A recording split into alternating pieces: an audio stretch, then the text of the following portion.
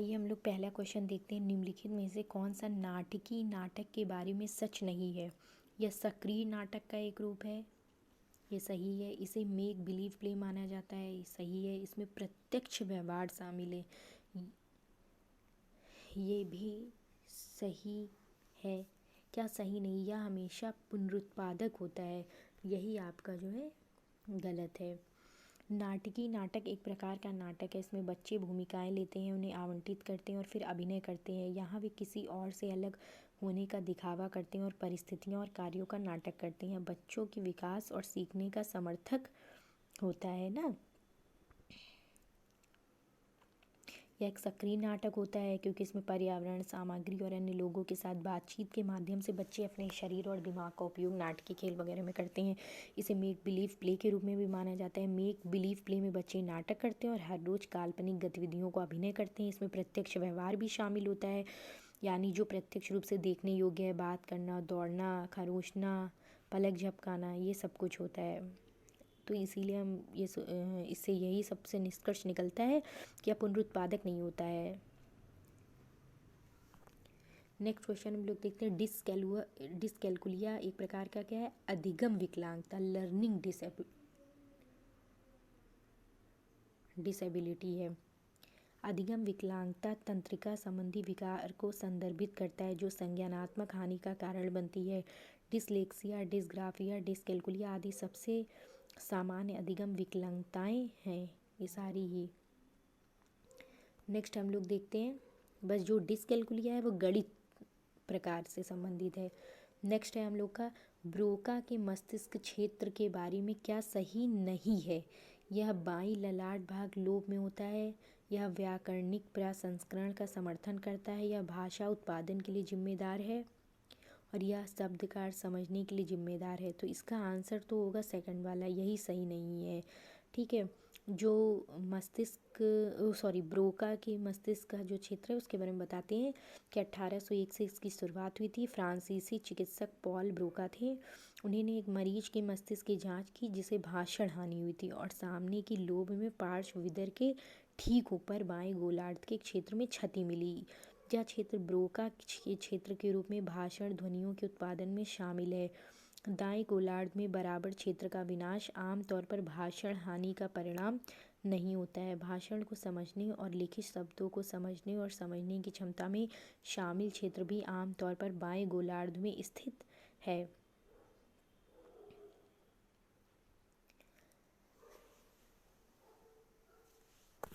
Next हम लोग देखते हैं तीसरा हो गया आपका चौथा क्वेश्चन।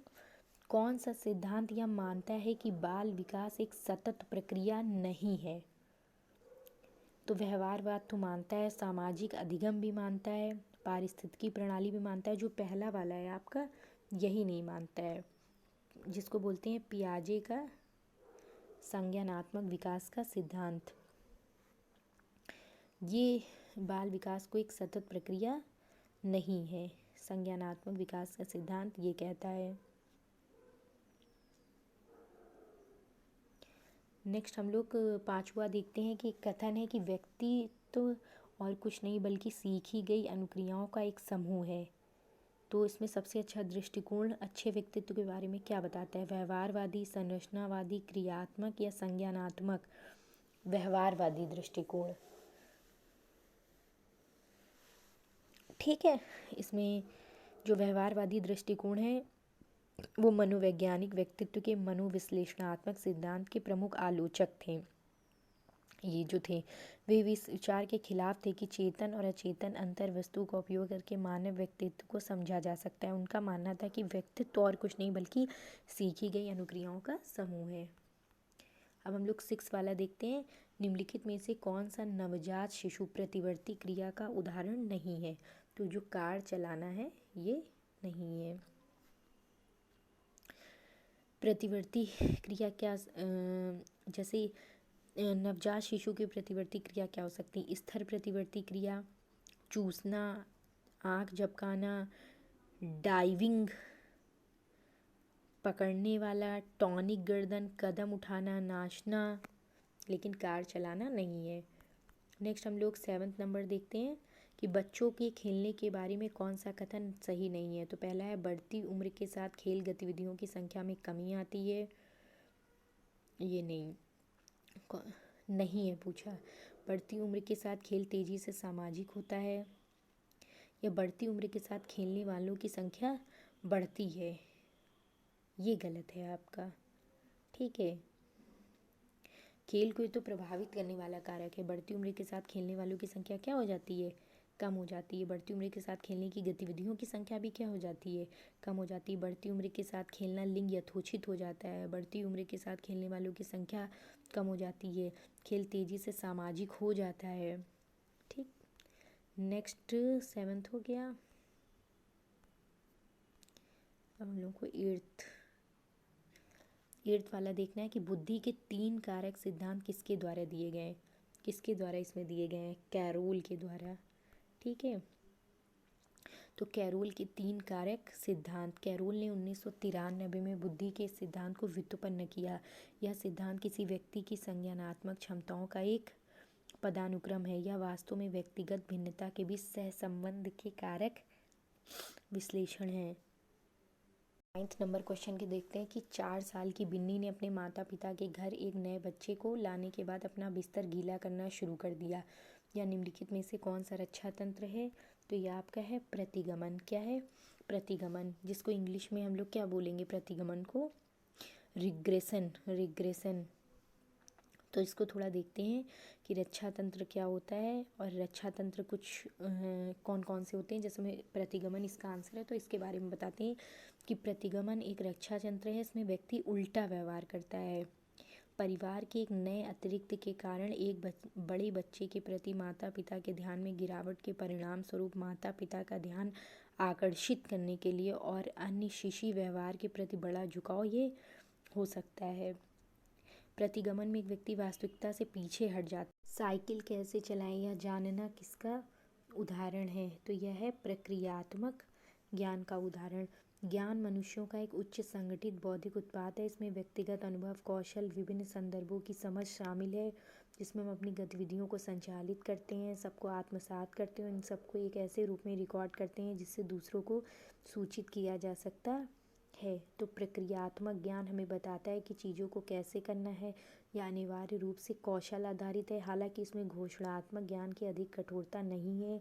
किसी विशेष क्षेत्र में उपयुक्त दक्षताओं के साथ प्रक्रियात्मक ज्ञान हाथ से जाता है। यह काफ़ी हद तक सही अनुक्रम में सही कार्रवाई के प्रदर्शन पर आधारित है। उदाहरण के लिए साइकिल और कार चलाना सीखना। एक बार जब कोई व्यक्ति कार चलाने के बारे में ज्ञान प्राप्त कर लेता है तो उसे अपने प्रदर्शन के लिए जागरूकता की आवश्यकता नहीं होती, और इसलिए ऐसे कौशल के ज्ञान को प्रक्रियात्मक ज्ञान के रूप में जाना जाता है। यदि कोई बच्चा बता रहा है कि उसने सुबह उठने के बाद क्या किया, तो वह कौन सी स्मृति या मेमोरी का उपयोग कर रहा है, तो इसको बोलते हैं प्रासंगिक स्मृति। कौन सी स्मृति, प्रासंगिक स्मृति। इसको इंग्लिश में बोलते हैं एपिसोडिक मेमोरी। क्या बोलते हैं, एपिसोडिक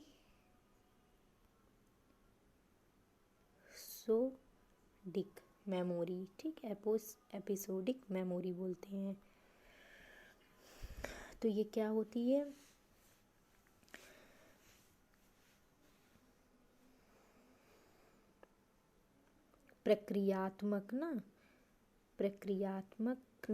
प्रासंगिक स्मृति। तो उस समय की यादों को संजो कर रखा जाता है जब वे घटित होती हैं, जिसे प्रासंगिक स्मृति के बारे में जाना जाता है।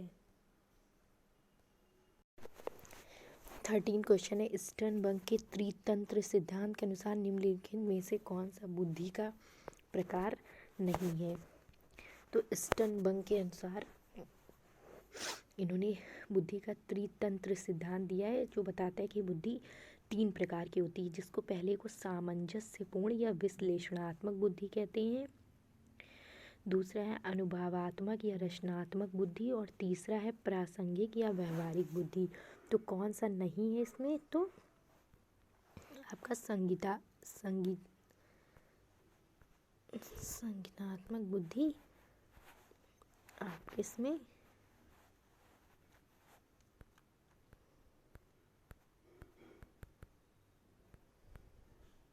नहीं है। नेक्स्ट हम लोग देखते हैं, ये हट क्यों नहीं रहा है, अब हट।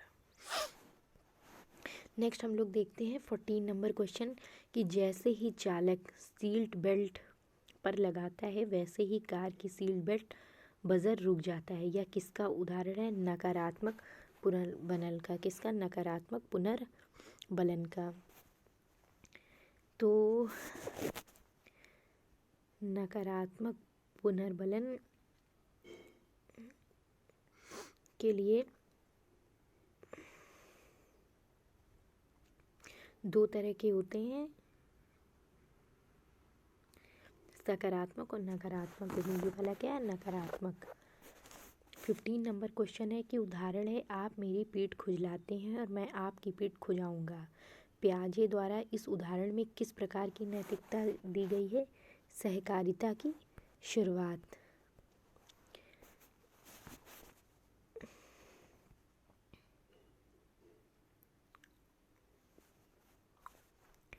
नेक्स्ट है कि मीता ने सांपों के खिलौने के डर को दूर किया, लेकिन एक मौके पर जब उसे अपने बिस्तर पर सांप का खिलौना मिला तो उसका डर लौट आया। डर की ऐसी वापसी को क्या कहते हैं? सहज पुनर्प्राप्ति। सहज पुनर्प्राप्ति। निम्नलिखित में से कौन सा निकटतम विकास का क्षेत्र के बारे में सही नहीं है? तो इसमें आपका ऑप्शन चौथा वाला हो जाएगा कि यह एक कार्य की ऊपरी सीमा है जिसे एक शिक्षार्थी स्वतंत्र रूप से सफलतापूर्वक कर सकता है। नेक्स्ट 18 है, कौन सा समाजीकरण की प्रक्रियाओं के अंतर्गत नहीं आता है? तो जो ये है आत्म केंद्रित व्यवहार का अनुमोदन, ये नहीं आता है। ठीक। किसी प्रतिक्रिया की घटना को कम करने के लिए एक अप्रिय उत्तेजना की प्रस्तुति के रूप में जाना जाता है क्या? दंड। ठीक। कोहल वर्ग के अनुसार अच्छा लड़का या लड़की अभिविन्यास इंगित करता है परंपरागत नैतिकता को। ठीक। ब्रोफेन ब्रेनर के पारिस्थितिकी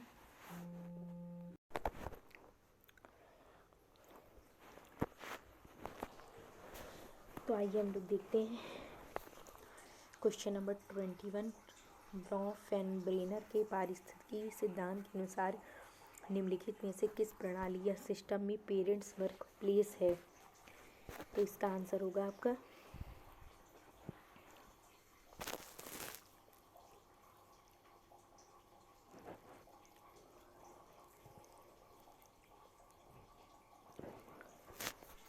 इसका आंसर आपका हो गया एक्सो तंत्र। तो क्या है? ब्रोफेन ब्रेनर है, उनका कौन सा सिद्धांत है? पारिस्थितिकी सिद्धांत। तो उसमें पेरेंट्स वर्क के बारे में पूछा गया है, बताया गया है मतलब। तो जो ब्रोफेन ब्रेनर के विकास का पारिस्थितिकी जो सिद्धांत है वो 1970 में दिया था। और उन्होंने क्या कहा, या सिर्फ देखते हैं कि ये जो तंत्र दिए हुए हैं। तो ब्रोफेन ब्रेनर ने प्रस्तावित किया कि व्यक्ति प्रभावित होते हैं और उन प्रभावों के एक निश्चित सेट के भीतर विकसित होते हैं, जिन्हें माइक्रो सिस्टम, मेसो सिस्टम, एक्सो सिस्टम और मैक्रो सिस्टम के रूप में वर्गीकृत किया गया है। तो आपका जो एक्सो सिस्टम है, एक्सो सिस्टम लेवल में अन्य लोग और स्थान शामिल होते हैं। जो बच्चा अक्सर खुद के साथ बातचीत नहीं कर सकता है लेकिन फिर भी उस पर माता पिता के कार्यस्थल, विस्तारित परिवार के सदस्य, पड़ोस आदि का बड़ा प्रभाव पड़ता है। उदाहरण के लिए, यदि किसी बच्चे के माता पिता ने नौकरी खो दी है और जिसका बच्चे पर नकारात्मक प्रभाव पड़ सकता है क्योंकि उसे फीस का भुगतान करने और अन्य वस्तुओं को खरीदने में कठिनाई महसूस हो सकती है। दूसरी तरफ वेतन में वृद्धि के साथ एक माता पिता को बढ़ावा देने से बच्चों को उसकी शैक्षिक आवश्यकताओं को पूरा करने की क्षमता पर आश्वस्त करने वाला सकारात्मक प्रभाव पड़ सकता है।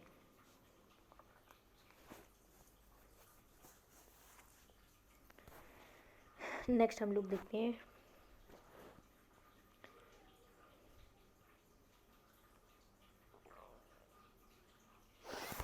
22 वाला क्वेश्चन।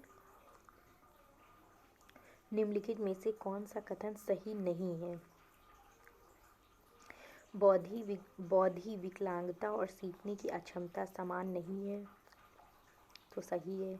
सीखने की अक्षमता वाले बच्चे में अनिवार्य रूप से 70 से कम बुद्धि लब्धि होती है, ये भी सही है।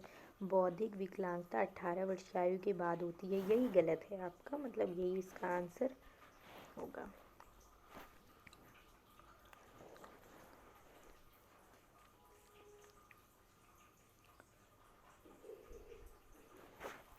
नेक्स्ट है 23। निर्देश के दौरान या उससे पहले किए गए मूल्यांकन को किस रूप में जाना जाता है? निर्देश के दौरान या उससे पहले जो मूल्यांकन किया जाता है उसको कहते हैं रचनात्मक आकलन। क्या कहते हैं? रचनात्मक आकलन। तो रचनात्मक आकलन एक प्रकार का आकलन है जो शिक्षार्थियों की अधिगम की कठिनाइयों का निदान करने के लिए किया जाता है, या निर्देश के दौरान या उससे पहले किया जाता है। नेक्स्ट है 24वां। ऑटिज्म का वर्णन पहली बार किसके द्वारा किया गया? तो इसका आंसर है लियो कनेर। किसके द्वारा? लियो कनेर। तो ऑटिज्म या ऑटिस्टिक डिसऑर्डर या बचपन के ऑटिज्म या कनेर के ऑटिज्म को सबसे आम और सबसे अधिक हैरान करने वाला और विकृत विकास संबंधी विकारों को अक्षम करने के रूप में वर्णित किया गया है। बचपन में ऑटिज्म का वर्णन सबसे पहले कनेर ने 1943 में किया था। नेक्स्ट हम लोग देखते हैं 25वां क्वेश्चन। भ्रूण के विकास की अवधि के दौरान सिर पैरों की अपेक्षा पहले अच्छी तरह से विकसित हो जाता है। यह विकास की किस प्रवृत्ति को दिखाता है? इसको कहते हैं शिरपदाभिमुख, जिसको आपको इंग्लिश में बोलते हैं आप लोग सेफेलोकॉर्डल। ठीक, इसमें क्या होता है? सिर से पैर की ओर आगे बढ़ता है। यही कारण है कि बच्चा चलना शुरू करने से पहले सिर पर नियंत्रण हासिल करता है। एक होता है समीपस्थ दूरस्थ, इसमें शरीर के दूर और शरीर के कुछ हिस्से आगे बढ़ते हैं।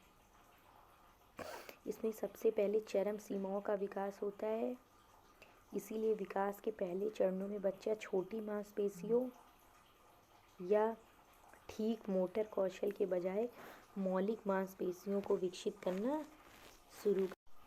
निम्नलिखित में से कौन सी पियाजे द्वारा दी गई संज्ञानात्मक विकास की प्रक्रिया नहीं है? तो आत्मसातीकरण भी है, निवास भी, अनुकूलन भी, शेपिंग नहीं है आपकी। नेक्स्ट है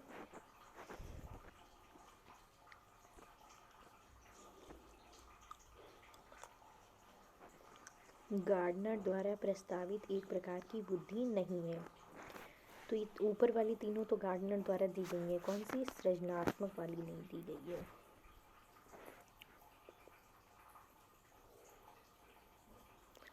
हावर्ड गार्डनर बहुआयामी बुद्धि सिद्धांत के प्रस्तावक थे। इन्होंने कई 8 प्रकार की बुद्धि भी बताई है। मल्टीपल इंटेलिजेंस, अमेरिकी मनोवैज्ञानिक हैं। इनकी प्रसिद्ध पुस्तक भी है फ्रेम्स ऑफ माइंड, उसी में इन्होंने ये बुद्धि बताई है 7-8 प्रकार की। नेक्स्ट हम लोग 28वां क्वेश्चन देखते हैं। कौन सा शास्त्रीय अनुबंधन प्रयोग से संबंधित नहीं है? तो इसमें आपका शेपिंग होगा। कौन सा नहीं है? शेपिंग।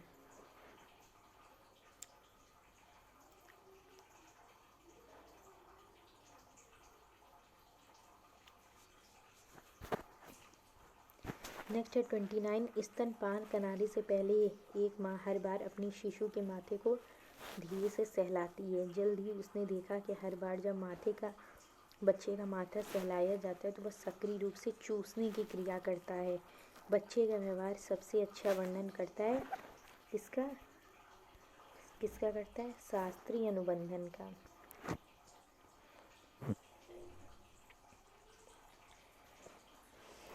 तो जो शास्त्रीय अनुबंधन है उसमें यूसीएस, यूसीआर, सीएससीआर ये सब दिया गया है। प्रयास और त्रुटि का सिद्धांत थॉर्नडाइक ने दिया है। और सामाजिक अधिगम अल्बर्ट बंडूरा ने दिया है। सक्रिय अधिगम या क्रिया प्रसूत ये बीएफ स्किनर ने दिया है।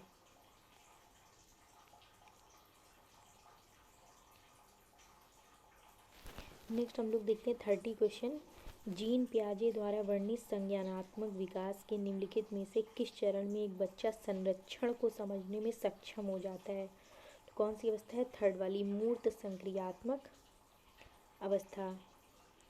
यह तीसरा चरण है। इस चरण में बच्चे संख्या, बोध, क्षेत्र, मात्रा और अभिविन्यास के संरक्षण की क्षमता हासिल करते हैं। बच्चे संज्ञानात्मक क्षमता के रूप में प्रतिवर्तीता, संचलन, संक्रामकता की अवधारणा को प्राप्त करते हैं।